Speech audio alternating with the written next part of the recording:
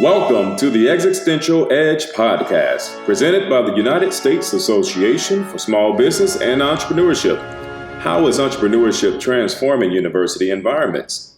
What are its most compelling lessons? How can an entrepreneurship program make maximum impact on its ecosystem and change the lives of students and others in the process? Join Patrick J. Murphy, Goodrich Endowed Chair, Professor, and Director of the Entrepreneurship Program at the University of Alabama at Birmingham as he hosts leading entrepreneurs from across the country and beyond for provocative and insightful discussions of these and other questions.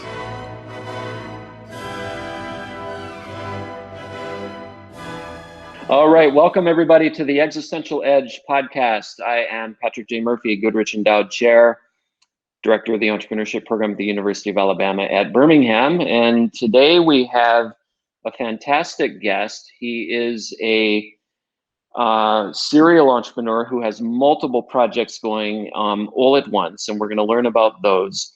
He is a futurist, and when it comes to the bleeding edge technology, like some of the virtual stuff that you see and deep fakes and avatars and really cutting edge technological applications, this is a guest who is well versed in those. He has spoken at South by Southwest. He is a TED speaker, and he is a very progressive thinker when it comes to entrepreneurship. And we're very excited to have him here today. His name is Ian Beacraft. Everybody, if you haven't heard of him yet, I'm sure that you will in the future. And Ian, we're excited to get to know you a little bit, and welcome to the show. Well, thank you so much for having me and for that wonderful introduction. I hope I can live up to expectations. I'm sure you will. And so as the audience knows, on this show, we have three principal sections of every single episode.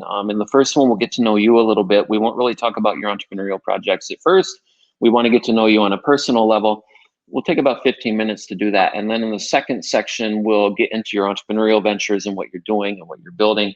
And then the third section, we will get to the real meat of the episode, which is entrepreneurship education, which is what our viewership and our listenership are all really interested in learning about.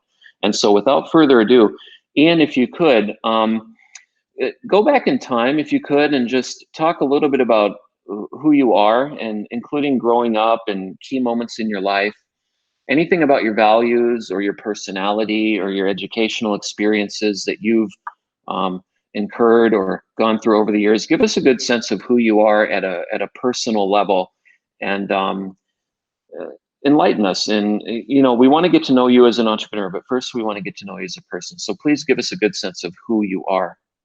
Yeah, well, thank you for that opportunity. So a good place to start is as a kid, I wanted to have a job since I could remember. I actually had to argue with my parents about letting me go and get a permit to work early and before I was 16, which didn't happen. Actually, they convinced me that that was not going to be the deal. But the moment I turned 16, I went out and I got a job, and it was a glamorous job as a pool boy. Basically, I cleaned pools at the community center and the locker rooms. But I was working and I was making money and I was doing something where I was contributing to society in some way. And that gave me a lot of fulfillment. And that's always been a drive for me, is to be contributing or creating in some way, shape, or form. And that hasn't stopped. So definitely wanted to be doing something since a young age. The idea of just being in school wasn't really enough for me. We'll probably go over this later when we talk about education, but I was a horrible student in certain ways. I actually was able to perform very well in grade school and to some extent junior high and high school. But when the structure of that rigidness kind of went away, I struggled immensely in college. I'm ADHD, so having that kind of structure is really, really helpful. And the ability to recognize both the blessings as well as the challenges of ADHD was something I had to grapple with until I was 22 when I finally got diagnosed.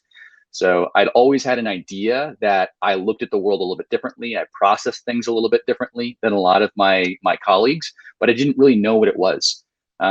So it wasn't until I was mid-college that I realized, oh, there's a name for this and there's a reason, which allowed me to do two things. One was harness the strengths of it and really understand what made that possible.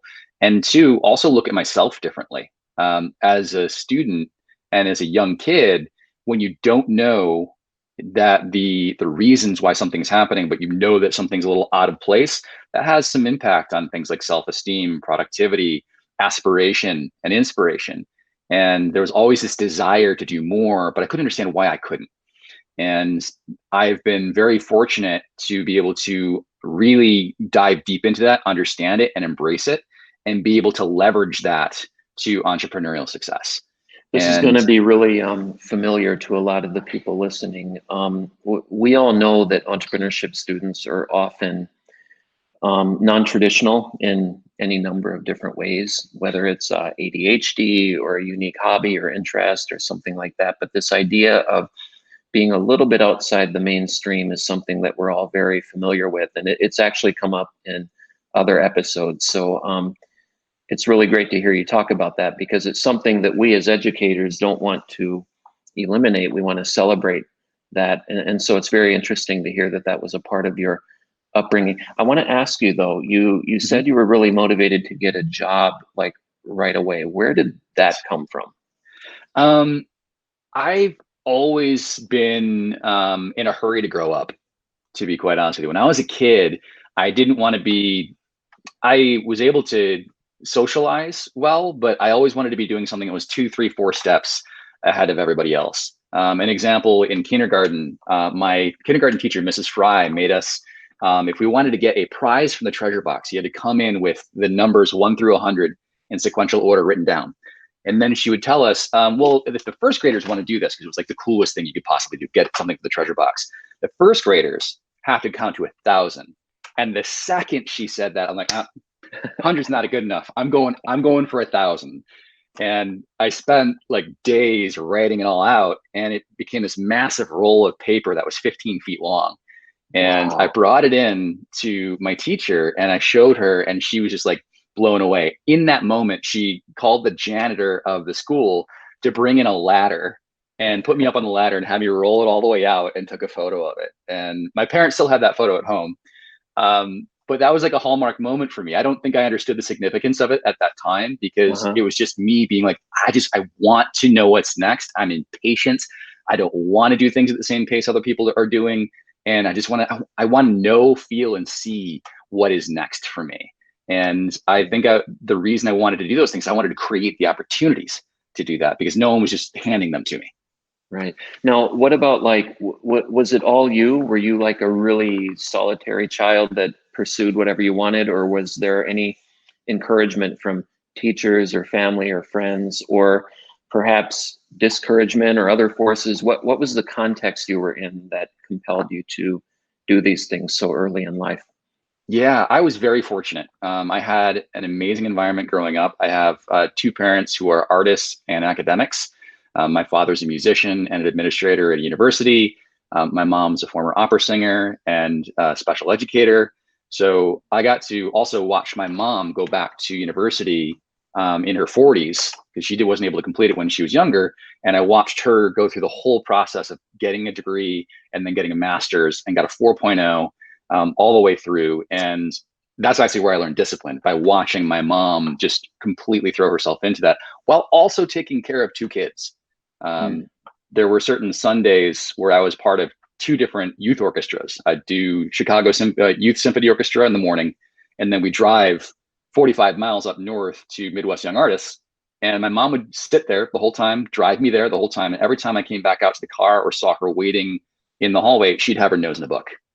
And so that was where I learned both discipline, but also a passion for knowledge and the pursuit of education and curiosity. And then also being surrounded by art and artists and music, there was this environment where there's an element of constant improvement and pursuit of something. So I think those 2 dynamics really impacted me to this day. And you were an entrepreneurship student and a music student in university, is that right? I was, yeah. I started as a music student exclusively. And then my sophomore year, I realized, as much as I love this, it's brutally hard to make a living doing it. I had friends coming back from Juilliard and Eastman, even they were struggling. And while I was good, they were better. And I knew that the calculus just wasn't going to work out if I wanted to make a comfortable living. So I kept it more as a passion than an obligation. Was it voice, or did you play an instrument, or multiple Yeah, things? I played trumpet and piano. Trumpet was my primary instrument, and piano was my secondary, and I played both classical and jazz. You know, I'm sure you've heard the, I've heard this statistic a number of different places, but music majors tend to be really good at programming, at coding, at technology. Do you think Totally. your musical background has helped you as it relates to your entrepreneurial pursuits, which we're going to talk about here in a moment? 1000%. I think that my musical training has helped me in a number of different ways.